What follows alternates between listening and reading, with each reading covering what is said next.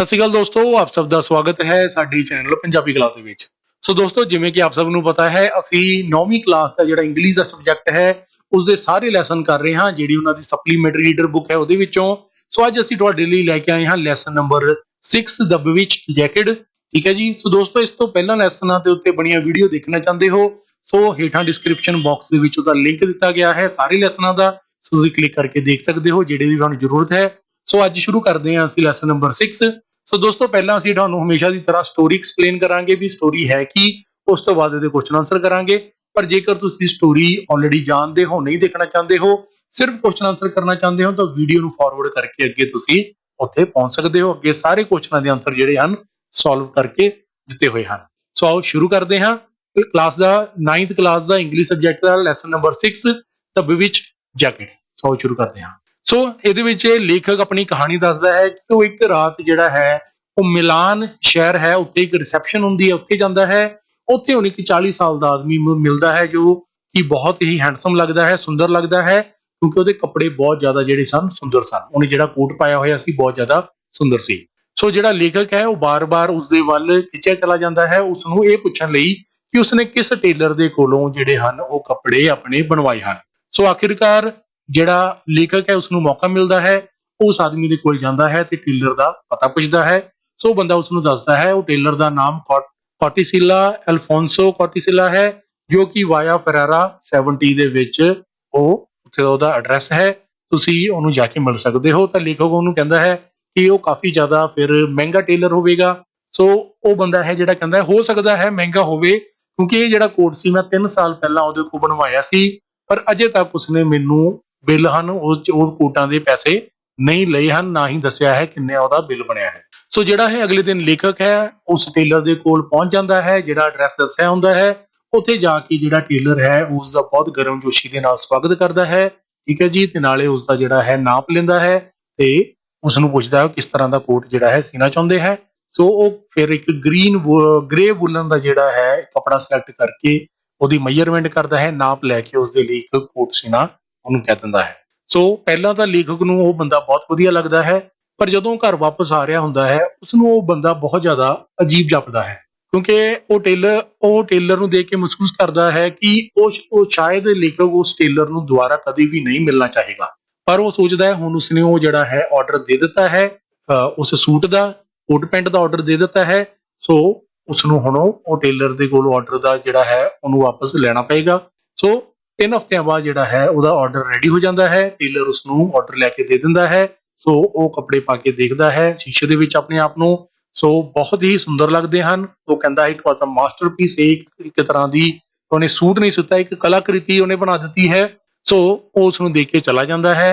ਪਰ ਜਿਹੜਾ ਲੇਖਕ ਹੈ ਉਸਦਾ ਇੰਨਾ ਸੁੰਦਰ ਦਿਖਣ ਤੋਂ ਬਾਅਦ ਵੀ ਉਹ ਕੋਟ ਪਾਉਣ ਨੂੰ ਜਿਹੜਾ ਹੈ ਉਸਦਾ ਮਨ ਨਹੀਂ ਕਰਦਾ ਹੈ। ਸੋ ਕਾਫੀ ਹਫ਼ਤੇ ਬੀਤ ਜਾਂਦੇ ਹਨ। ਇੱਕ ਦਿਨ ਉਹ ਕੋਟ ਨੂੰ ਕੱਢਦਾ ਹੈ ਅਤੇ ਪਾਉਂਦਾ ਹੈ। ਸੋ ਜਦੋਂ ਦੇਖਦਾ ਹੈ ਉਹ ਕੋਟ ਦੀ ਫਿਟਿੰਗ ਜਿਹੜੀ ਹੈ ਅਜੇ ਵੀ ਬੜੀ ਸ਼ਾਨਦਾਰ ਹੁੰਦੀ। ਸੋ ਜਿਵੇਂ ਕਿ ਲੇਖਕ ਹਮੇਸ਼ਾ ਤੋਂ ਹੀ ਕਰਦਾ ਆ ਰਿਹਾ ਹੈ, ਉਹ ਜਿਹੜੀ ਕੋਟ ਦੀ ਸੱਜੀ ਪਾਕਟ ਹੁੰਦੀ ਹੈ ਉਹਦੇ ਵਿੱਚ ਕਦੀ ਵੀ ਕੋਈ ਪੇਪਰ ਜਾਂ ਕਿਸੇ ਵੀ ਤਰ੍ਹਾਂ ਦਾ ਕੋਈ ਕਾਗਜ਼ ਨਹੀਂ ਪਾਉਂਦਾ ਹੈ। ਉਹ ਜਿਹੜਾ ਆਪਣਾ ਕਾਰਡ ਹੈ, ਵਿਜ਼ਿਟਿੰਗ ਕਾਰਡ ਹੈ, ਉਹ ਹਮੇਸ਼ਾ ਖੱਬੀ ਜੇਬ ਦੇ ਵਿੱਚ ਰੱਖਦਾ ਹੈ। ਸੋ ਜੇ ਆਫਿਸ ਜਾ ਹੀ ਰਿਹਾ ਹੁੰਦਾ ਹੈ ਤੇ ਅਚਾਨਕ ਉਸਦਾ ਹੱਥ ਸੱਜੀ ਜੇਬ ਦੇ ਵਿੱਚ ਪੈਂਦਾ ਹੈ, ਤਾਂ ਉੱਥੇ ਉਸਨੂੰ ਇੱਕ ਜਿਹੜਾ ਹੈ ਪੇਪਰ ਮਹਿਸੂਸ ਹੁੰਦਾ ਹੈ ਹੱਥ ਦੇ ਵਿੱਚ। ਜਦੋਂ ਬਾਹਰ ਕੱਢਦਾ ਹੈ ਉਸ ਪੇਪਰ ਨੂੰ, ਦੇਖਦਾ ਹੈ ਕਿ ਉਹ 10,000 ਲੀਰੇ ਦਾ ਇੱਕ ਨੋਟ ਹੁੰਦਾ ਹੈ। ਸੋ ਉਹ ਦੇਖ ਕੇ ਹੈਰਾਨ ਹੋ ਜਾਂਦਾ ਹੈ। ਸੋ ਪਹਿਲਾਂ ਤਾਂ ਉਹਨੂੰ ਲੱਗਦਾ ਹੈ ਸ਼ਾਇਦ ਇਹ ਜਿਹੜਾ ਨੋਟ ਹੈ ਇਹ ਜਾਲੀ ਹੈ, ਪਰ ਉਹ ਬਾਕੀ ਨੋਟਾਂ ਦੇ ਨਾਲ ਜਦੋਂ ਮਿਲਾ ਕੇ ਦੇਖਦਾ ਹੈ ਉਹ ਨੋਟ ਅਸਲੀ ਨਿਕਲਦਾ ਹੈ। ਤਾਂ ਫਿਰ ਉਹ ਸੋਚਦਾ ਹੈ ਸ਼ਾਇਦ ਇਹ ਕੋਟਸਿਲਾ ਦਾ ਜਿਹੜਾ ਹੈ ਟੇਲਰ ਹੈ ਉਸਦਾ ਇਹ ਨੋਟ ਹੋਵੇਗਾ। ਪਰ ਕਿਉਂਕਿ ਉਹ ਸੋਚਦਾ ਹੈ ਵੀ ਕਿਉਂਕਿ ਟੇਲਰ ਦੇ ਕੋਲ ਜਿਹੜਾ ਹੈ ਕੋਈ ਵੀ ਪਰਸ ਵਗੈਰਾ ਪੈਸੇ ਰੱਖਣ ਨੂੰ ਨਹੀਂ ਸੀ, ਸ਼ਾਇਦ ਉਹ ਕਸਟਮਰ ਦੇ ਕੋਲੋਂ ਪੈਸੇ ਰੱਖ ਕੇ ਕੋਟ ਦੀ ਜੇਬ ਦੇ ਵਿੱਚ ਪਾ ਦਿੱਤੇ ਹੋਣਗੇ ਤੇ ਬਾਅਦ ਵਿੱਚੋਂ ਜਿਹੜਾ ਹੈ ਉਹ ਭੁੱਲ ਗਿਆ ਹੋਵੇਗਾ।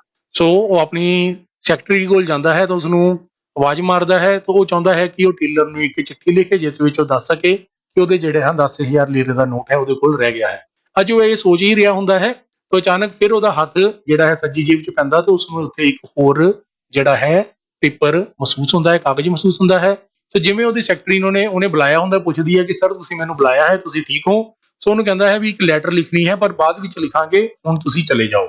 ਸੋ ਜਿਵੇਂ ਉਹਦੀ ਸੈਕਟਰੀ ਵਾਪਸ ਜਾਂਦੀ ਹੈ, ਉਹ ਜਦੋਂ ਉਹ ਦੁਬਾਰਾ ਉਹ ਪੇਪਰ ਜੇਬ ਚੋਂ ਕੱਢਦਾ ਹੈ, ਉਹ ਫਿਰ ਇੱਕ 10,000 ਲੀਰੇ ਦਾ ਨੋਟ ਹੁੰਦਾ ਹੈ, ਜਿਸ ਨੂੰ ਦੇਖ ਕੇ ਉਹ ਜਿਹੜਾ ਲੇਖਕ ਹੈ ਬਹੁਤ ਜ਼ਿਆਦਾ ਹੈਰਾਨ ਹੁੰਦਾ ਹੈ। ਸੋ ਥੋੜੀ ਦੇਰ ਬਾਅਦ ਉਹ ਫਿਰ ਉਸੇ ਜੇਬ 'ਚ ਹੱਥ ਮਾਰਦਾ ਹੈ ਤੇ ਉੱਥੇ ਉਸ ਨੂੰ ਕਾਗਜ਼ ਮਹਿਸੂਸ ਹੁੰਦਾ ਹੈ। ਜਦੋਂ ਬਾਹਰ ਕੱਢਦਾ ਹੈ ਉਹ 10,000 ਲੀਰੇ ਦਾ ਨੋਟ ਨਿਕਲਦਾ ਹੈ। ਸੋ ਜਿਹੜੀਆਂ ਲੇਖਕ ਹੈ ਉਸਦੇ ਦਿਲ ਦੀਆਂ ਧੜਕਣਾਂ ਵੱਧ ਜਾਂਦੀਆਂ ਹਨ। ਉਹ ਹੈਰਾਨ ਹੋ ਜਾਂਦਾ ਹੈ। ਉਹ ਉਸ ਨੂੰ ਇੱਕ ਜਿਵੇਂ ਸੁਪਨਾ ਹੈ ਉਸ ਤਰ੍ਹਾਂ ਜਾਪਦਾ ਹੈ ਕਿ ਇਹ ਜਿਹੜਾ ਹੈ ਇੱਕ ਦੂਸਰੇ ਨਾਲ ਸੁਪਨੇ ਦੇ ਵਿੱਚ ਹੀ ਹੋ ਰਿਹਾ ਹੈ। ਸੋ ਫਟਾਫਟ ਘਰ ਵਾਪਸ ਜਾਂਦਾ ਹੈ। ਉਸਦੀ ਨੌਕਰਾਨੀ ਗਈ ਹੁੰਦੀ ਹੈ। ਉਹ ਦਰਵਾਜ਼ਾ ਲਗਾਉਂਦਾ ਹੈ ਤੇ ਪਰਦੇ ਕਰ ਦਿੰਦਾ ਹੈ। ਸੋ ਇੱਕ ਇੱਕ ਕਰਕੇ ਉਹਦੇ ਵਿੱਚੋਂ ਜੇਬ ਦੇ ਵਿੱਚੋਂ ਬਾਰ-ਬਾਰ ਹੱਥ ਮਾਰ ਕੇ ਉੱਚੋਂ ਨੋਟ ਕੱਢਣਾ ਸ਼ੁਰੂ ਕਰ ਦਿੰਦਾ ਹੈ, ਕਿਉਂਕਿ ਉਸ ਨੂੰ ਲੱਗਦਾ ਹੈ ਕਿ ਸ਼ਾਇਦ ਇਹ ਜਿਹੜਾ ਜਾਦੂ ਹੈ ਜਲਦੀ ਹੀ ਖਤਮ ਹੋ ਜਾਵੇਗਾ। ਉਹ ਲਗਾਤਾਰ ਪੈਸੇ ਕੱਢਦਾ ਜਾਂਦਾ ਹੈ। ਰਾਤ ਪੈ ਜਾਂਦੀ ਹੈ, ਲਗਾਤਾਰ ਦਿਨ ਰਾਤ ਕੱਢਦਾ ਜਾਂਦਾ ਹੈ। ਲਗਭਗ ਉਹਦੇ ਕੋਲ ਬਿਲੀਅਨ ਡਾਲਰ ਇਕੱਠੇ ਹੋ ਜਾਂਦੇ ਹਨ।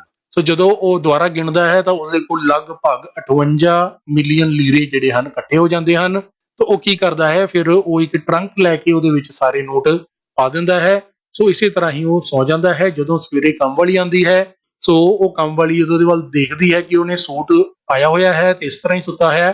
ਸੋ ਕੰਮ ਵਾਲੀ ਨੂੰ ਕਹਿ ਦਿੰਦਾ ਹੈ ਰਾਤ ਉਸਨੇ ਜ਼ਿਆਦਾ ਸ਼ਰਾਬ ਪੀ ਲਈ ਸੀ, ਜਿਸ ਕਰਕੇ ਉਹ ਇਸੇ ਤਰ੍ਹਾਂ ਹੀ ਸੌਂ ਗਿਆ ਸੀ। ਸੋ ਉਹ ਚਾਹੁੰਦਾ ਹੈ ਕਿ ਕੰਮ ਵਾਲੀ ਨੂੰ ਸ਼ੱਕ ਨਾ ਪਵੇ। ਉਹ ਫਟਾਫਟ ਬਾਜ਼ਾਰ ਜਾਂਦਾ ਹੈ। ਉਸੇ ਨਾਲ ਦਾ ਹੀ ਦੂਜਾ ਕੋਟ ਖਰੀਦ ਕੇ ਕੰਮ ਵਾਲੀ ਨੂੰ ਧੋਣ ਲਈ ਦੇ ਦਿੰਦਾ ਹੈ, ਤਾਂ ਜੋ ਜਿਹੜਾ ਅਸਲੀ ਸੂਟ ਹੈ ਜਾਦੂ ਵਾਲਾ, ਜਿਹਦੇ ਵਿੱਚੋਂ ਪੈਸੇ ਨਿਕਲ ਰਹੇ ਹਨ, ਉਹ ਉਸਨੂੰ ਆਪਣੇ ਕੋਲ ਸਿਕਿਉਰਿਟੀ ਦੇ ਵਿੱਚ ਰੱਖ ਸਕੇ। ਸੋ ਉਹ ਫਿਰ ਆ ਕੇ ਜੇਬ 'ਚ ਹੱਥ ਮਾਰਦਾ ਹੈ ਤਾਂ ਉਸਦੇ ਨੋਟ ਨਿਕਲੀ ਜਾ ਰਹੇ ਹਨ। ਸੋ ਅਜੇ ਉਹ ਨੋਟ ਨਿਕਲਦਾ ਹੈ, ਜਾ ਹੀ ਰਿਹਾ ਹੁੰਦਾ ਹੈ, ਤਾਂ ਉਸਦੀ ਖਬਰ ਪੜਦਾ ਹੈ ਜਿਸ ਦੇ ਵਿੱਚ ਲਿਖਿਆ ਹੁੰਦਾ ਹੈ ਕਿ ਇੱਕ ਬੈਂਕ ਰੋਬਰੀ, ਬੈਂਕ 'ਚ ਡਾਕਾ ਪਿਆ ਹੈ, ਜਿਸ ਦੇ ਵਿੱਚ ਲੁਟੇਰਿਆਂ ਨੇ ਲਗਭਗ 58 ਮਿਲੀਅਨ ਲੀਰੇ ਜਿਹੜੇ ਹਨ ਉਹ ਚੁਰਾ ਲਏ ਹਨ। ਤਾਂ ਉਹਨਾਂ ਨੇ ਇੱਕ ਬੰਦੇ ਨੂੰ ਗੋਲੀ ਵੀ ਮਾਰ ਦਿੱਤੀ ਹੈ ਤੇ ਉਸਦੀ ਮੌਤ ਹੋ ਗਈ ਹੈ। ਤੇ ਲੇਖਕ ਸੋਚਦਾ ਹੈ ਕਿ ਕੱਲ ਉਸਨੇ ਵੀ ਜਿਹੜੇ ਨੋਟ ਗਿਣੇ ਸਨ ਉਹ 58 ਮਿਲੀਅਨ ਲੀਰੇ ਸਨ, ਕਿ ਉਹਨਾਂ ਦੇ ਜਿਹੜੇ ਉਸ ਕੋਟ ਦੇ ਵਿੱਚੋਂ ਨੋਟ ਨਿਕਲੇ ਹਨ ਉਹਨਾਂ ਦਾ ਕੋਈ ਇਸ ਚੋਰੀ ਦੇ ਨਾਲ ਤਾਲਮੇਲ ਹੈ। ਫਿਰ ਉਹ ਕਨਫਿਊਜ਼ ਹੋ ਜਾਂਦਾ ਹੈ। ਉਹ ਸੋਚਦਾ ਹੈ ਇਸ ਤਰ੍ਹਾਂ ਕਿਵੇਂ ਹੋ ਸਕਦਾ ਹੈ। ਉਹ ਜ਼ਿਆਦਾ ਹੀ ਸੋਚ ਰਿਹਾ ਹੈ, ਬਟ ਉਹ ਵਹਿਮ ਭਰਮ ਨਹੀਂ ਕਰਦਾ ਹੈ। ਤਾਂ ਅਜੇ ਵੀ ਉਹ ਪੈਸੇ ਜਿਹੜਾ ਹੈ ਲਗਾਤਾਰ ਕੱਢੀ ਜਾ ਰਿਹਾ ਹੈ। ਸੋ ਇਸ ਵਾਰੀ ਉਹ ਜਿਹੜਾ ਹੈ 135 ਮਿਲੀਅਨ ਜਿਹੜੇ ਹਨ ਲੀਰੇ ਹੈ ਉਹ ਕੱਢ ਲੈਂਦਾ ਹੈ। ਜਦੋਂ ਉਹਨਾਂ ਨੂੰ ਗਿਣਦਾ ਹੈ ਤਾਂ ਅਗਲੇ ਦਿਨ ਉਹ ਸਵੇਰੇ ਜਿਹੜਾ ਉਸ ਨੂੰ ਸ਼ੱਕ ਹੁੰਦਾ ਹੈ ਕਿ ਜਿਹੜੇ ਉਸ ਕੋਲ ਪੈਸੇ ਆਏ ਹਨ ਉਹ ਚੋਰੀ ਦੇ ਹਨ। ਉਹ ਫਟਾਫਟ ਜਾ ਕੇ ਅਖਬਾਰ ਦੇ ਵਿੱਚ ਦੇਖਦਾ ਹੈ ਕਿ ਅੱਜ ਉਸਨੇ 135 ਮਿਲੀਅਨ ਡਾਲਰ ਇਕੱਠੇ ਕੀਤੇ ਹਨ, ਕਿ ਉਹਨਾਂ ਦੇ ਨਾਲ ਰਿਲੇਟਡ ਵੀ ਕੋਈ ਖਬਰ ਆਈ ਹੈ। ਸੋ ਜਿਵੇਂ ਹੀ ਉਹ ਖਬਰ ਪੜ੍ਹਦਾ ਹੈ ਉਸ ਵਿੱਚ ਲਿਖਿਆ ਹੁੰਦਾ ਹੈ ਕਿ ਇੱਕ ਬਿਲਡਿੰਗ ਨੂੰ ਜਿਹੜੀ ਹੈ ਅੱਗ ਲੱਗ ਗਈ ਹੈ, ਵੇਅਰ ਹਾਊਸ ਨੂੰ। ਉਸ ਅੱਗ ਦੇ ਵਿੱਚ ਕਾਫੀ ਸਾਰਾ ਸਮਾਨ ਉਹਨਾਂ ਦਾ ਜਲ ਗਿਆ ਹੈ, ਰੀਅਲ ਏਸਟੇਟ ਕੰਪਨੀ ਦਾ ਹੈ। ਉੱਥੇ ਉਹਨਾਂ ਦਾ ਜਿਹੜਾ ਹੈ ਇੱਕ ਲਾਰਜ ਸੇਫ ਪਿਆ ਸੀ, ਜਿਸ ਦੇ ਵਿੱਚ 135 ਮਿਲੀਅਨ ਜਿਹੜੇ ਹਨ ਲੀਰੇ ਦਾ ਕੈਸ਼ ਪਿਆ ਸੀ। ਸੋ ਅੱਗ ਲੱਗਣ ਨਾਲ ਦੋ ਜਿਹੜੇ ਫਾਇਰਮੈਨ ਹੈ ਉਹਨਾਂ ਦੀ ਵੀ ਮੌਤ ਹੋ ਗਈ। ਸੋ ਉਸ ਨੂੰ ਪਤਾ ਲੱਗ ਜਾਂਦਾ ਹੈ ਕਿ ਜਿਹੜਾ ਪੈਸਾ ਉਸਦੇ ਕੋਲ ਆ ਰਿਹਾ ਹੈ ਉਹ ਪੈਸਾ ਚੋਰੀ ਦਾ ਹੈ, ਉਸ ਨੂੰ ਖੂਨ ਲੱਗਿਆ ਹੋਇਆ ਹੈ ਤੇ ਲੋਕਾਂ ਦੀ ਮੌਤ ਹੋ ਰਹੀ ਹੈ। ਪਰ ਫਿਰ ਵੀ ਉਹ ਜਿਹੜਾ ਹੈ ਉਹ ਇਸ ਗੱਲ ਦਾ ਬਲੇਮ ਆਪਣੇ ਆਪ ਨੂੰ ਜਾਂ ਇਸ ਜੈਕਟ ਨੂੰ ਨਹੀਂ ਦਿੰਦਾ ਹੈ। ਉਹ ਅਜੇ ਵੀ ਲਗਾਤਾਰ ਪੈਸੇ ਕੱਢਦਾ ਜਾ ਰਿਹਾ ਹੈ। ਸੋ ਉਹ ਪੈਸੇ ਦੇ ਲਾਲਚ ਦੇ ਵਿੱਚ ਪੈ ਜਾਂਦਾ ਹੈ। ਸੋ ਉਹ ਇੱਕ ਜਲਦੀ ਹੀ ਇੱਕ ਬਹੁਤ ਵੱਡਾ ਘਰ ਖਰੀਦਦਾ ਹੈ। ਸੋ ਅਜੇ ਵੀ ਉਸਦੀ ਜੇਬ ਦੇ ਵਿੱਚੋਂ ਪੈਸੇ ਨਿਕਲ ਰਹੇ ਹਨ, ਪਰ ਫਿਰ ਵੀ ਉਹ ਕਿਤੇ ਨਾ ਕਿਤੇ ਸੋਚਦਾ ਹੈ ਕਿ ਜਿਹੜੇ ਉਹ ਪੈਸੇ ਕੱਢ ਰਿਹਾ ਹੈ ਉਹ ਦੁਨੀਆ ਦੇ ਵਿੱਚ ਕਿਤੇ ਨਾ ਕਿਸੇ ਦੇ ਕੋਲੋਂ ਤਾਂ ਉਸਦੇ ਕੋਲ ਆ ਹੀ ਰਹੇ ਹਨ। ਉਹ ਇੱਕ ਵਾਰੀ ਫਿਰ ਟੇਲਰ ਨੂੰ ਫੋਨ ਕਰਦਾ ਹੈ ਇਸ ਚੀਜ਼ ਦੇ ਲਈ, ਪਰ ਟੇਲਰ ਫੋਨ ਨਹੀਂ ਚੱਕਦਾ ਹੈ। ਜਦੋਂ ਉਹ ਜਾ ਕੇ ਉੱਥੇ ਪਤਾ ਕਰਦਾ ਹੈ ਤਾਂ ਉਦੋਂ ਪਤਾ ਲੱਗਦਾ ਹੈ ਕਿ ਟੇਲਰ ਜਿਹੜਾ ਹੈ ਕਿਸੇ ਹੋਰ ਮੁਲਕ ਦੇ ਵਿੱਚ ਜਾ ਚੁੱਕਾ ਹੈ। ਉਹਨਾਂ ਨੂੰ ਉਸਦਾ ਕੋਈ ਵੀ ਅਤਾ ਪਤਾ ਅਜੇ ਤੱਕ ਨਹੀਂ ਮਿਲਿਆ ਹੈ। ਸੋ ਇੱਕ ਦਿਨ ਉਹ ਉੱਠਦਾ ਹੈ ਬਿਲਡਿੰਗ ਦੇ ਵਿੱਚ ਜਿੱਥੇ ਉਹ ਰਹਿੰਦਾ ਹੁੰਦਾ ਹੈ। ਉਸ ਨੂੰ ਪਤਾ ਲੱਗਦਾ ਹੈ ਕਿ ਇੱਕ 60 ਸਾਲ ਦੀ ਔਰਤ ਹੈ ਜਿਸ ਨੇ ਆਪਣੇ ਆਪ ਨੂੰ ਗੋਲੀ ਮਾਰ ਲਈ ਹੈ, ਕਿਉਂਕਿ ਉਸਨੇ ਆਪਣੀ ਮਹੀਨੇ ਭਰ ਦੀ ਜਿਹੜੀ ਪੈਨਸ਼ਨ ਹੈ ਜਿਹੜੀ ਉਸਨੂੰ ਮਿਲੀ ਸੀ 30,000 ਲੀਰੇ, ਉਸਨੇ ਕਿਤੇ ਰੱਖ ਦਿੱਤੀ ਹੈ ਜਿਹੜੀ ਉਸਨੂੰ ਨਹੀਂ ਮਿਲ ਰਹੀ ਹੈ। ਸੋ ਇਸ ਗਮ ਦੇ ਵਿੱਚ ਉਸਨੇ ਖੁਦਕੁਸ਼ੀ ਕਰ ਲਈ ਹੈ। ਸੋ ਲੇਖਕ ਨੂੰ ਜਦੋਂ ਇਸ ਖਬਰ ਦਾ ਪਤਾ ਲੱਗਦਾ ਹੈ ਉਹ ਬੁਰੀ ਤਰ੍ਹਾਂ ਟੁੱਟ ਜਾਂਦਾ ਹੈ। ਸੋ ਅੰਤ ਦੇ ਵਿੱਚ ਉਹ ਜਿਹੜਾ ਹੈ ਉਸ ਜੈਕਟ ਤੋਂ ਛੁਟਕਾਰਾ ਪਾਉਣ ਦਾ ਫੈਸਲਾ ਲੈਂਦਾ ਹੈ। ਉਹ ਕਹਿੰਦਾ ਹੈ ਮੈਂ ਇਸ ਜੈਕਟ ਨੂੰ ਪੂਰੀ ਤਰ੍ਹਾਂ ਬਰਬਾਦ ਕਰ ਦੇਵਾਂਗਾ, ਖਤਮ ਕਰ ਦੇਵਾਂਗਾ। ਸੋ ਉਹ ਉੱਥੇ ਪਹਾੜੀਆਂ ਹਨ, ਐਲਫ ਉੱਥੇ ਜਾਂਦਾ ਹੈ। ਉੱਥੇ ਜਾ ਕੇ ਉਹ ਆਪਣੀ ਕਾਰ ਹੈ, ਉੱਥੇ ਇੱਕ ਘਾਹ ਹੁੰਦਾ ਉੱਥੇ ਖੜੀ ਕਰ ਦਿੰਦਾ ਹੈ। ਸੋ ਜੰਗਲ ਵੱਲ ਚੱਲਦਾ ਹੈ, ਉੱਥੇ ਵੱਡੇ ਵੱਡੇ ਦੋ ਪੱਥਰਾਂ ਦੇ ਵਿੱਚ ਉਹ ਜੈਕਟ ਨੂੰ ਰੱਖ ਦਿੰਦਾ ਹੈ। ਉੱਥੇ ਉਸ ਜੈਕਟ ਨੂੰ ਫਿਰ ਹੈ ਉਹ ਅੱਗ ਲਗਾ ਦਿੰਦਾ ਹੈ। ਉਹ ਜਿਵੇਂ ਹੀ ਅੱਗ ਲਗਾਉਂਦਾ ਹੈ ਤਾਂ ਉਸ ਨੂੰ ਉੱਥੇ ਇਨਸਾਨ ਦੀਆਂ ਆਵਾਜ਼ਾਂ ਸੁਣਦੀਆਂ ਹਨ ਜਿਹੜੀਆਂ ਉਸਦੇ ਕੰਨ ਦੇ ਨਾਲ ਫੁਸਫੁਸਾ ਰਹੀਆਂ ਹਨ। ਟੂ ਲੇਟ, ਬਹੁਤ ਦੇਰ ਹੋ ਗਈ ਹੈ, ਬਹੁਤ ਦੇਰ ਹੋ ਗਈ ਹੈ। ਇਹ ਆਵਾਜ਼ਾਂ ਸੁਣ ਕੇ ਉਹ ਡਰ ਜਾਂਦਾ ਹੈ। ਜਦੋਂ ਉਹ ਭੱਜ ਕੇ ਦੇਖਦਾ ਹੈ ਸ਼ਾਇਦ ਕਿਸੇ ਨੂੰ ਆਸ-ਪਾਸ ਜੰਗਲ ਦੇ ਵਿੱਚ ਉਸਦੀ ਮਦਦ ਦੀ ਲੋੜ ਹੈ, ਪਰ ਉਸਨੂੰ ਕੋਈ ਵੀ ਉੱਥੇ ਜਿਹੜਾ ਹੈ ਨਹੀਂ ਮਿਲਦਾ ਹੈ। ਸੋ ਉਸ ਡਰ ਤੋਂ ਬਾਹਰ ਨਿਕਲਦਾ ਹੈ। ਸੋ ਜਦੋਂ ਆ ਕੇ ਦੇਖਦਾ ਹੈ ਜਿੱਥੇ ਉਹਨੇ ਕਾਰ ਖੜੀ ਕੀਤੀ ਸੀ ਉੱਥੇ ਕਾਰ ਨਹੀਂ ਹੈ। ਸੋ ਜਦੋਂ ਉਹ ਆਪਣੇ ਨਵੇਂ ਘਰ ਵੱਲ ਜਾਂਦਾ ਹੈ ਉੱਥੇ ਦੇਖਦਾ ਉੱਥੇ ਘਰ ਨਹੀਂ ਹੈ। ਉੱਤੇ ਕਾਰਪੋਰੇਸ਼ਨ ਵਾਲਿਆਂ ਦਾ ਮਿਊਨਿਸਪਲ ਕਾਰਪੋਰੇਸ਼ਨ ਦਾ ਬੋਰਡ ਲੱਗਾ ਹੈ ਫॉर ਸੇਲ ਦਾ। ਸੋ ਉਸਦੇ ਬੈਂਕ ਖਾਤਿਆਂ ਦੇ ਵਿੱਚ ਕੋਈ ਪੈਸਾ ਨਹੀਂ ਬਚਦਾ ਹੈ। ਜਿਹੜੇ ਪੈਸੇ ਉਹਨੇ ਟਰੰਕ ਦੇ ਵਿੱਚ ਰੱਖੇ ਹੁੰਦੇ ਹਨ ਉਹ ਸਾਰੇ ਦੇ ਸਾਰੇ ਜਿਹੜੇ ਹਨ ਧੂੜ ਦੇ ਵਿੱਚ, ਮਿੱਟੀ ਦੇ ਵਿੱਚ ਬਦਲ ਜਾਂਦੇ ਹਨ। ਸੋ ਉਸ ਨੂੰ ਪਤਾ ਹੈ ਇਹ ਜੇ ਖਤਮ ਨਹੀਂ ਹੋਇਆ ਹੈ, ਦੁਬਾਰਾ ਉਸੇ ਕੰਪਨੀ 'ਚ ਕੰਮ ਸ਼ੁਰੂ ਕਰ ਦਿੰਦਾ ਹੈ। ਪਰ ਇਸ ਵਾਰੀ ਉਸਨੂੰ ਕੰਮ ਕਰਨ ਲੱਗਿਆ ਬਹੁਤ ਜ਼ਿਆਦਾ ਤਕਲੀਫ ਹੁੰਦੀ ਹੈ ਕਿਉਂਕਿ ਉਸਨੇ ਬਹੁਤ ਜ਼ਿਆਦਾ ਐਸ਼ੋ ਆਰਾਮ ਕੀਤਾ ਹੁੰਦਾ ਹੈ।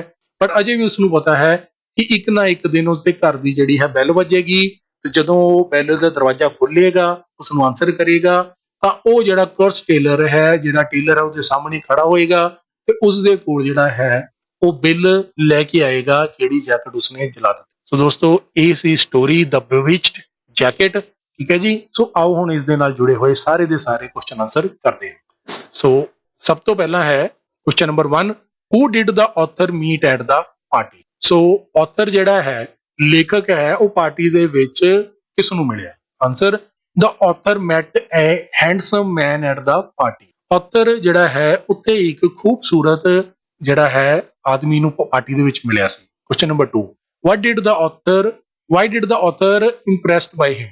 ਜਿਹੜਾ author ਹੈ ਉਹ ਉਸ ਆਦਮੀ ਤੋਂ ਕਿਉਂ ਇੰਪ੍ਰੈਸ ਹੋਇਆ? Answer, the author was impressed because of his clothes। ਜਿਹੜਾ author ਹੈ ਉਹ ਉਸ ਆਦਮੀ ਤੋਂ ਬਹੁਤ ਜ਼ਿਆਦਾ ਪ੍ਰਭਾਵਿਤ ਹੋਇਆ ਉਸਦੇ ਕੱਪੜਿਆਂ ਦੇ ਕਰਕੇ। Question number 3, where did the author get his suit made। ਉਸ author ਨੇ ਆਪਣਾ ਜਿਹੜਾ ਹੈ ਸੂਟ ਕਿੱਥੋਂ ਬਣਵਾਇਆ? Answer, he got his suit made from Alfonso Frattisilla via Farah 17। ਸੋ ਉਸਨੇ ਜਿਹੜਾ ਆਪਣਾ ਸੂਟ ਬਣਵਾਇਆ ਸੀ ਇਸ ਪਤੇ ਤੋਂ ਬਣਾਇਆ ਸੀ, Alfonso Frattisilla via Farah 17 ਤੋਂ। ਸੋ ਬੱਚਿਓ ਇਹ ਯਾਦ ਰੱਖਣਾ ਹੈ, ਅਕਸਰ ਪ੍ਰਸ਼ਨ ਆਉਂਦਾ ਹੈ। Question number 4, why was the author not keen to wear the suit। ਜਿਹੜਾ author ਹੈ ਉਸਦਾ ਉਸ ਸੂਟ ਨੂੰ ਪਾਉਣ ਦਾ ਦਿਲ ਕਿਉਂ ਨਹੀਂ ਕੀਤਾ? Answer, the author was not keen to wear the suit because he did not feel like wearing it।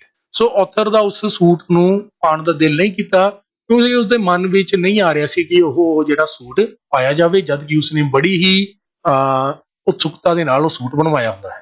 Question number 5, why did the author find in the right pocket of the jacket। author ਨੂੰ ਸੱਜੀ ਜੇਬ ਦੇ ਵਿੱਚ ਉਸ jacket ਦੀ ਕੀ ਮਿਲਿਆ? what happened after that। ਉਸ ਤੋਂ ਬਾਅਦ ਕੀ ਹੋਇਆ? Answer, he found 10,000 lira note. So ਉਸ ਨੂੰ 10,000 ਲੀਰੇ ਦਾ ਜਿਹੜਾ ਹੈ ਨੋਟ ਮਿਲਿਆ ਸੱਜੀ ਜੇਬ ਚੋਂ। then again and again he found another note। ਸੋ ਬਾਰ-ਬਾਰ ਉਸ ਨੂੰ ਜੇਬ 'ਚ ਹੱਥ ਮਾਰਦਾ ਸੀ ਤਾਂ ਉਸ ਨੂੰ ਨੋਟ ਮਿਲਦੇ ਜਾ ਰਹੇ ਸਨ। Question number 6, why did the author of the bewitched jacket not return the suit to the tailor। ਸੋ ਜਿਹੜਾ ਲੇਖਕ ਹੈ ਉਸਨੇ ਇਸ ਲੈਸਨ ਦਾ bewitched jacket ਦਾ ਉਸਨੇ ਟੇਲਰ ਨੂੰ ਜਿਹੜਾ ਸੂਟ ਵਾਪਸ ਕਿਉਂ ਨਹੀਂ ਕੀਤਾ? Answer, the author of bewitched jacket not return the suit to the tailor because he wanted to become a billionaire।